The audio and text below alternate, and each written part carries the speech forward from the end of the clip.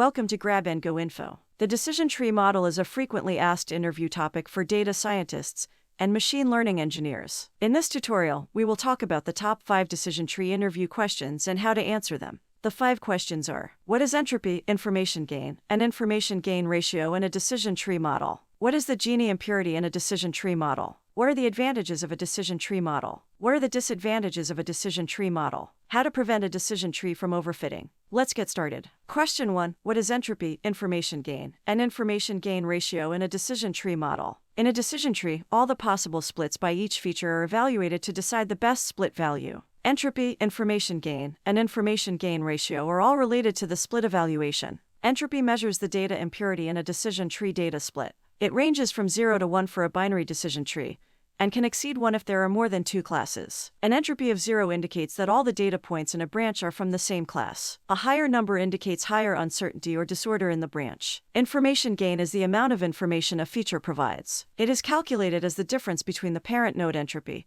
and the weighted average entropy of the children nodes. The weights are the proportion of data points in the children's nodes. A higher information gain value indicates a higher entropy reduction and a better split. One downside of information gain is that it tends to favor the predictor with a large number of values and split the data into lots of subsets with low entropy values. Information gain ratio is the solution for this undesired property. Information gain ratio is a ratio between information gain and intrinsic information. Intrinsic information is the entropy of the child node's proportions. Information gain ratio reduces the bias toward multi-valued attributes by taking the number and size of branches into consideration during the feature evaluation process. Question 2. What is Gini impurity in a decision tree model? The Gini impurity is also called the Gini index or Gini coefficient. It ranges from 0 to 0.5 for a binary classification model. The Gini impurity of a split is the weighted average Gini impurity of the children nodes. The feature and split with the lowest Gini impurity are chosen. Gini impurity is computationally more efficient than entropy because it does not need to calculate the logarithm of the probability for each class. Question 3. What are the advantages of a decision tree model? 1. Easy interpretation. We can tell from the tree structure what features are used for the prediction and how the prediction is calculated. 2. No assumptions about the dataset.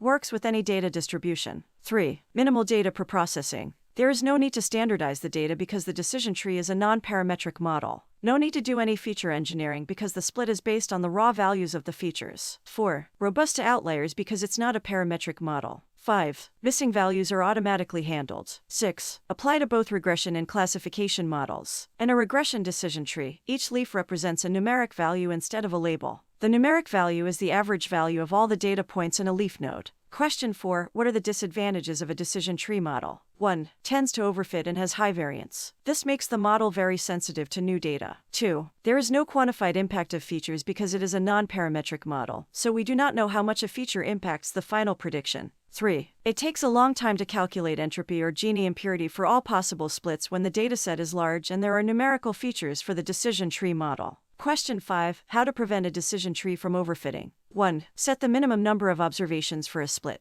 2. Use ensemble methods such as a random forest model. 3. Require a higher value for information gain in order to split. 4. Decrease the depth of the tree. 5. Increase the minimum number of data points in the leaf node. If you have made it this far, you probably find the information in this tutorial helpful. Please click the like button and subscribe to the channel to get notified when I publish new videos like this. To learn more about data science interviews, please click the YouTube playlist on the screen now. Thank you for watching and see you in the next video.